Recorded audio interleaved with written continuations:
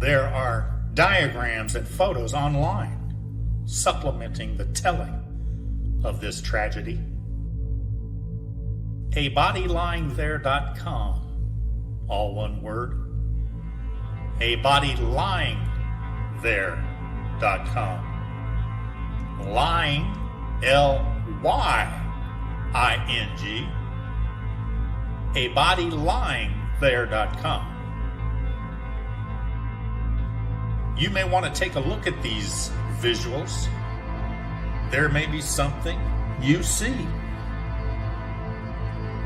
Updates to these episodes, which are occurring daily, are now live.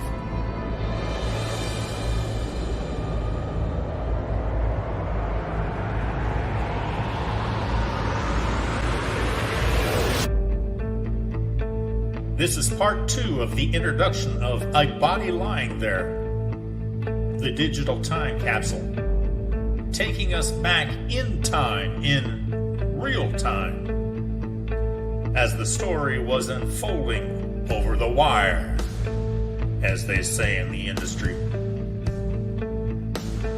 There may be something you hear.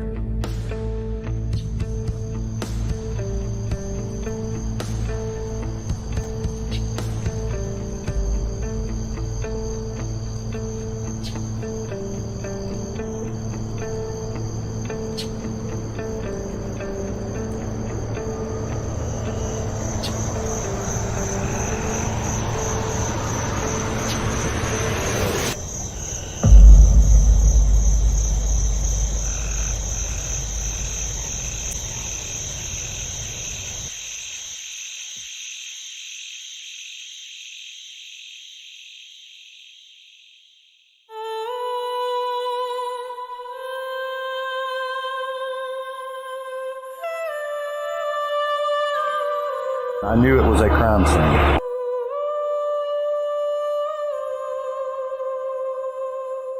The grass around the 20-year-old's body had been beaten down like there'd been a struggle. I can visualize her fighting for her life on this riverbank right here. Charlotte Mecklenburg Police, this is Crystal. Do you need police, fire, or an ambulance? Either one. We had a jet ski pull up until they found a river bucket. Wiley. Okay, then I'll go with Flying on the road, so you just go straight to it.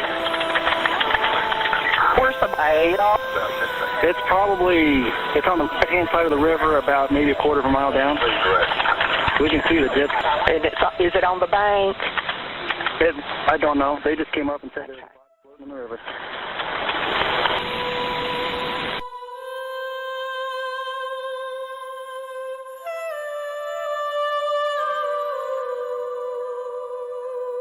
We came back on the Wednesday after we found Eva's body, and I couldn't stay. It's just really emotional.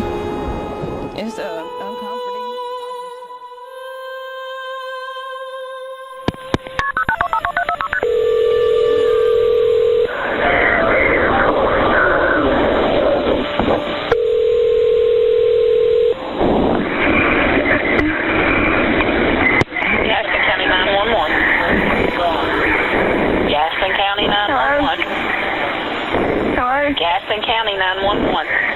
Yes, ma'am, I can't hardly hear you. I'm a boater on the Catawba River, above the I-85 bridge. Right. There's a car that's run off an embankment, and there's a body laying there. I don't know if they're alive or not. Okay. But above the I-85 bridge on the water.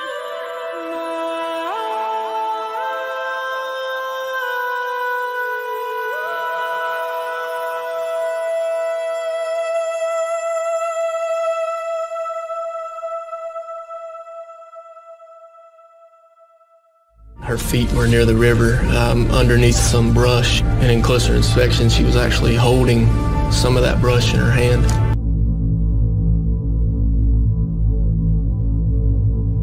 Starting date, Monday, May 5th, 2008, at 1 hour 7 minutes and 17 seconds p.m. They're by land, but the car's run down the embankment, and the person's laying beside the car. Okay. And When did this happen? Huh? When did it happen? I don't know. I was on my jet ski and we saw it out there. Okay, but you did not see it happen, though. Is the person male or female? I can't see. I want to say it was female. We were...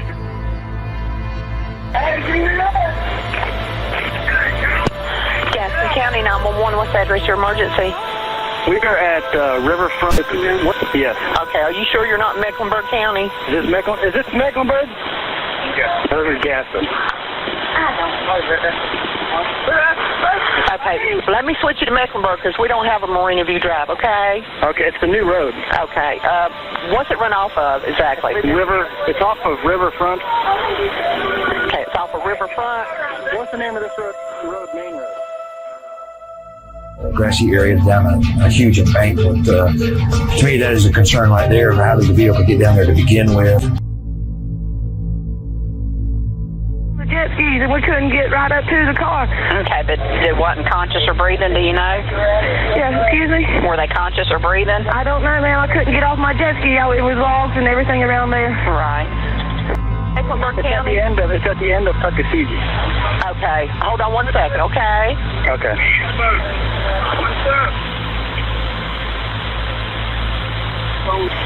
I just came immediately down here to call you, but I don't know how to get there by land. It was just a solitary vehicle, though? It was just one? It was like a little blue Malibu, and the body's laying beside of it.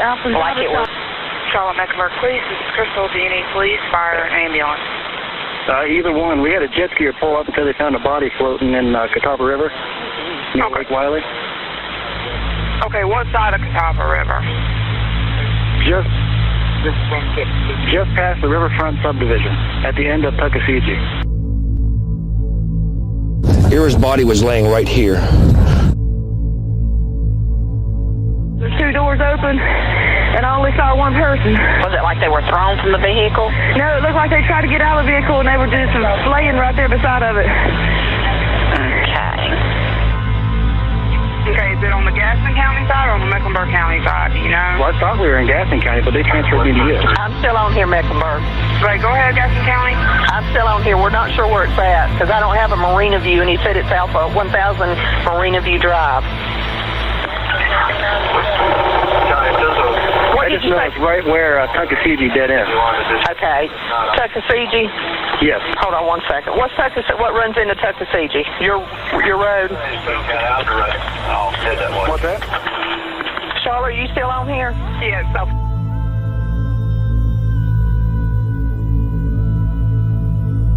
Her feet are down at this end, and her head is up where your feet are right here. So the vehicle is actually sitting right here with the driver's door open and the back door open. Tree stump right there, straight down, is what her vehicle actually hit. And there, we do still have some questions about that, whether it was under power when it went down through there. Obviously, when it's sitting at the stump, it is under power because the front wheels are spinning. I'm not going to try to explain why the front wheels were spinning. All we know is that they were spinning. What she's asking you is what road is near there, the dead end of Tuckasegee? What road? Tuckasegee just runs straight into it. To Marina, what is it? What road would I get on to get on that part of Tuckasegee? What's the closest road? We took exit 27, whatever road that is. 273. And then we make a right onto Tuckasegee and just go straight to the end. Okay, right on Tuckasegee? Yes.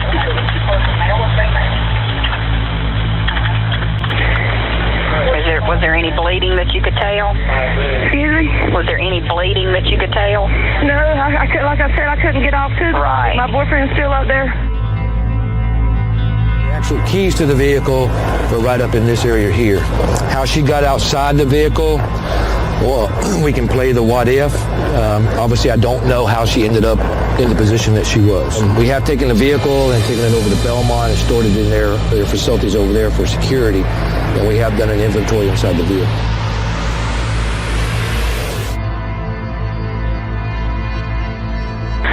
Okay, now if they come to Dale Super Red, is there any way that, what you said you couldn't figure out how to get to it by land, right? I don't know. It's like a power line where the underground power line runs across there. There's like a little dirt road up there, but I don't know how to get there from there. Okay, and the road you're at is what road? I'm sorry, Sid. What's the name of the road you're at now? Marina View Drive. But I don't think it's name on the road. It's a dirt road, road, and it just goes straight. Okay. What's the name of the subdivision? Her feet were near the river, underneath some brush, and in closer inspection, she was actually holding some of that brush in her hand. Riverfront. There'll be a chain out in front of the road, but it's down, so you just go straight. Okay. Okay, and there's a chain across the road? Yeah, but it's laying on the road, so you just go straight through it. Where's the body at? It's on the right-hand side of the river, about maybe a quarter of a mile down. We can see the jet skis and everybody. That day it was so beautiful out here. There wasn't any clouds, and just right there was that's where we found her, and just the sun beaming on her face like that, I will never forget it. Going around it. Okay.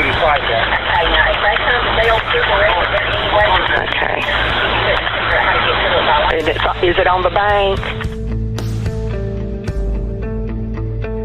20874. Okay, and you said it was a jet skier found it? Yeah, right now there's a jet ski down there and another boat. Okay. Okay, and we're sure that the subject is dead? Yeah, they just said they found a body floating in the river. Okay, sir. We'll get them on down there at you, okay? Thank you. Thank you. Bye.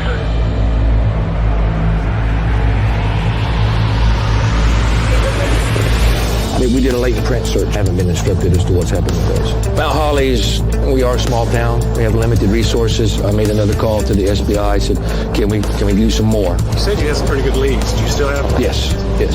I had a short conversation with the detectives before we came out here, and they're still following up on the leads. Ending date, Monday, May 5th, 2008, at 1 hour 12 minutes and 34 seconds p.m.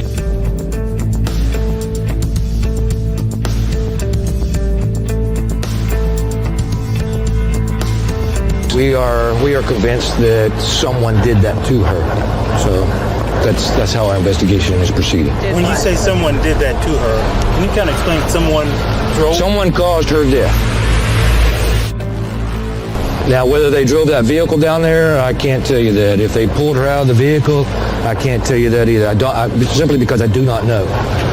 But I know someone caused her death, and that's who we're trying to find.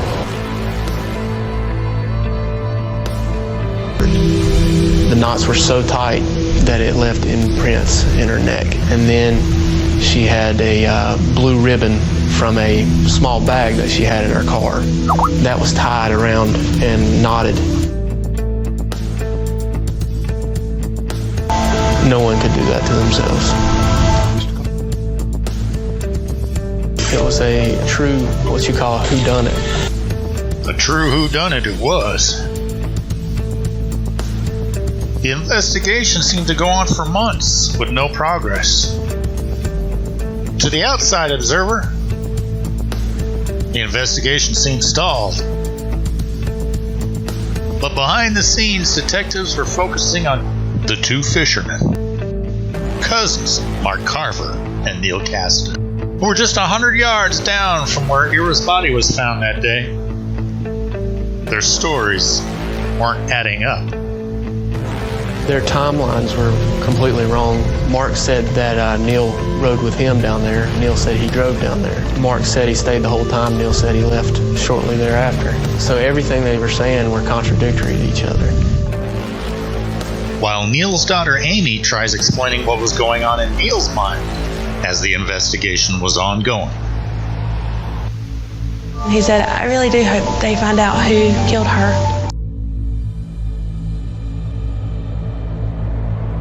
They went from the witness pool to the suspect pool. Everything suddenly was so much alike, it was uncanny. That's right. He was just fishing, that was it. They were in an extremely isolated area where they should have been able to hear any commotion, any trauma to her, any damage. They said they didn't hear anything. There's no motive, absolutely no motive whatsoever why they would kill her. There were hours and hours of phone calls A few of them really made you think, wow.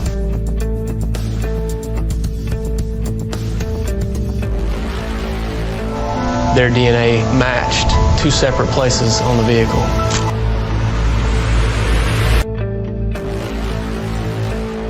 It took at least a day or so for that to actually sink in.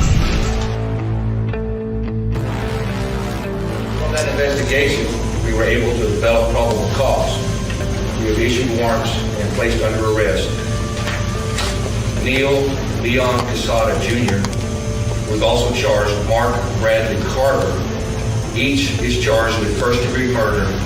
Both were arrested early this morning between 4:30 and 5 o'clock at their residence. Both are now in the Gaston County Jail with no bond.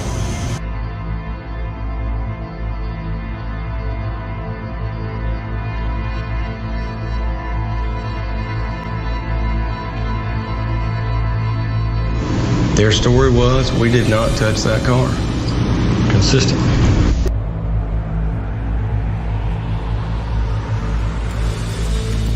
Easily see her pulling up, getting out of that car and walking over to these 2 strange-looking men and taking a picture of them. Or she thought that they didn't see her, taking a picture of them or doing whatever they were doing. Doing something they weren't supposed to do, we don't know. And I could see these 2 guys overreacting to that.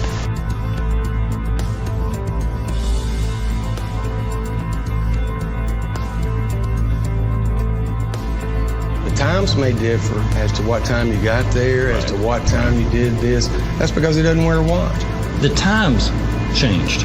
What he did not. The order of events never changed.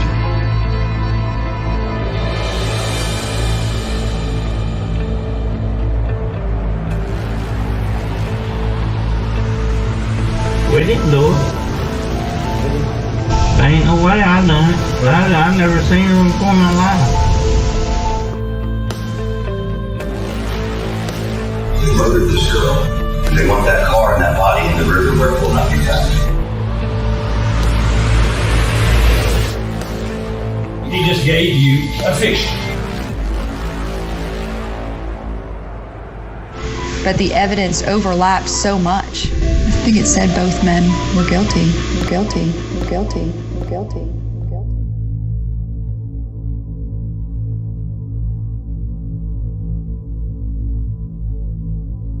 It only took the jury 5 hours to find Carver guilty of first-degree murder. The state of North Carolina versus Mark Carver, guilty of first-degree murder. This is your verdict, so say law. We got him. What trial were you at? Because the evidence was not there. Mr. Carver, would you stand, please? I don't know what to say to him. I know I didn't do nothing. These are individuals who had no criminal record.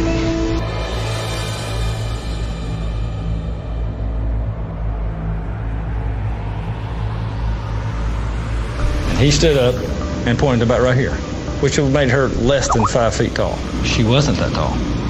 He's 5'4". She's 5'3". She would have come up to about here. I feel like it was a just verdict. I feel like it was the only verdict we could have arrived at.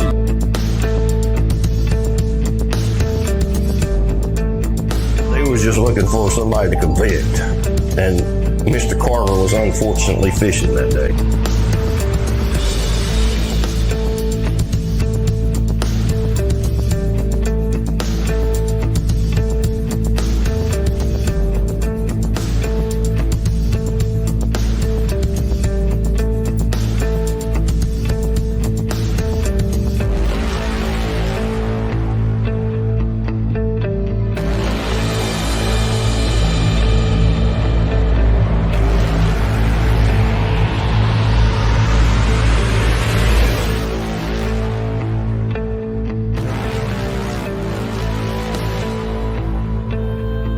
What did you see that made you decide to take this case? And we actually thought maybe there could have been accidental transference of DNA. The DNA puts this defendant in incredibly close proximity to a recently murdered girl.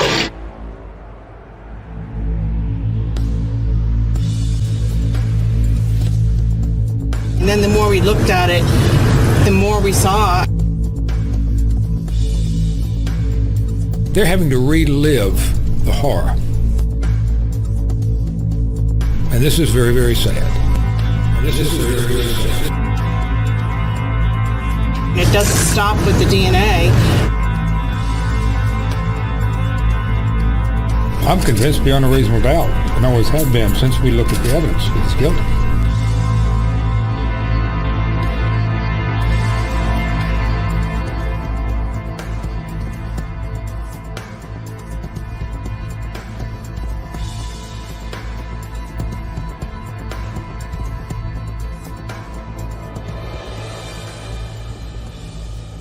On June the 11th, 2019. Now, in the eyes of the law, he is innocent until proven guilty. The DA says the minute this order was filed, the order that led to this release, that he was going to begin work on appeal to uphold the conviction. As I respect the judge, I think the judge is wrong. Because what the judge never addressed was how that would have changed things. I saw him run out of the courtroom. He couldn't wait to get in front of the cameras to say he was going to appeal the conviction. Mr. Bell has to see the reality of the evidence and dismiss the charges first.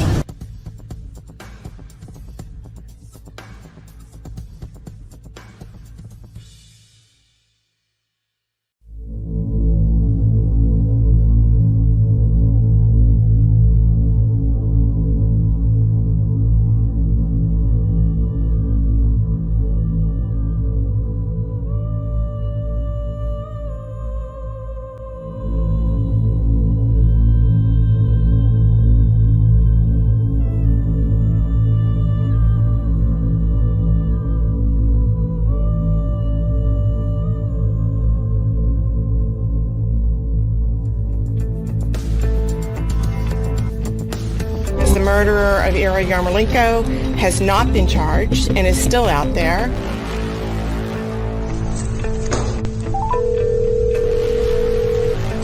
Well, that's the person who committed an opportunistic type crime.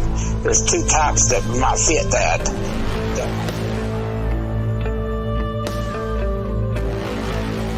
This was a crime scene of somebody who planned ahead.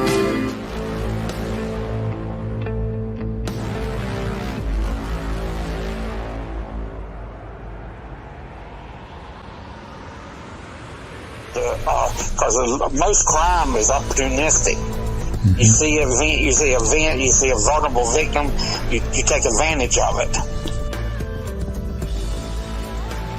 I think the person who did this to Ira knew her.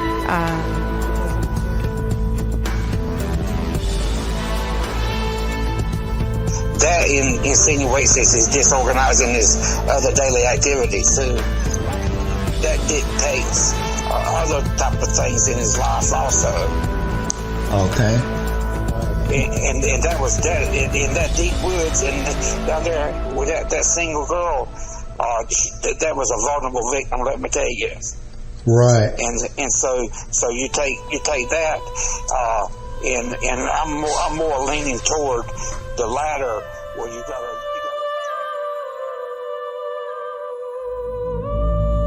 So that means that he's streetwise. Streetwise. Yeah, he's got a crime experience. So, in other words, opportunistic would sometimes equal experience. Yeah, that's true. Yes, that's true.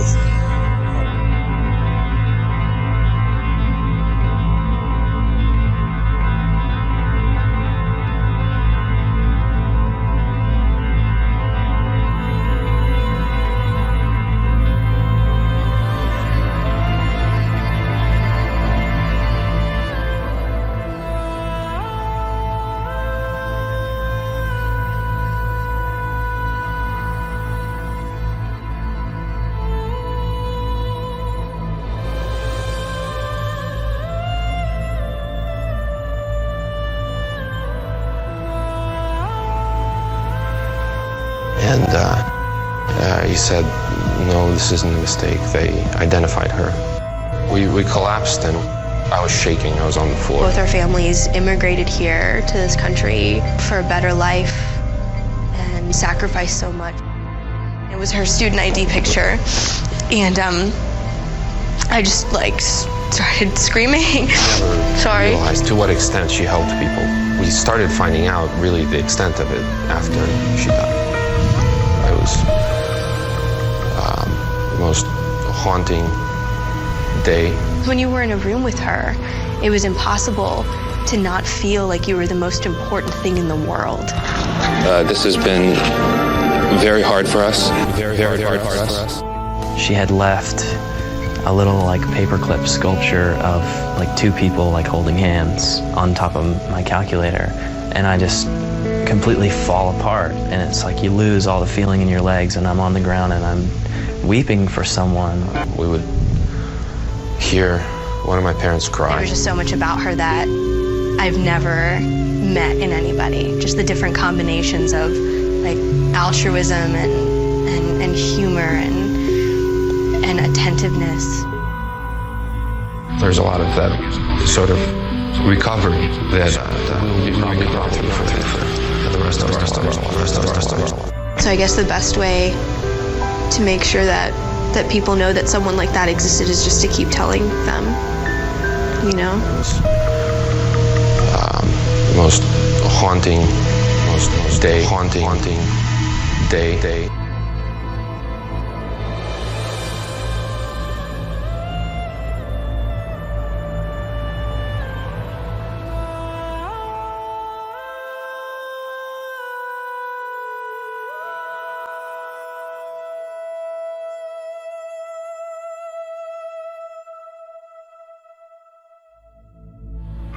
Us girls disguised as women, with hearts full of longing, with bellies full of indecision.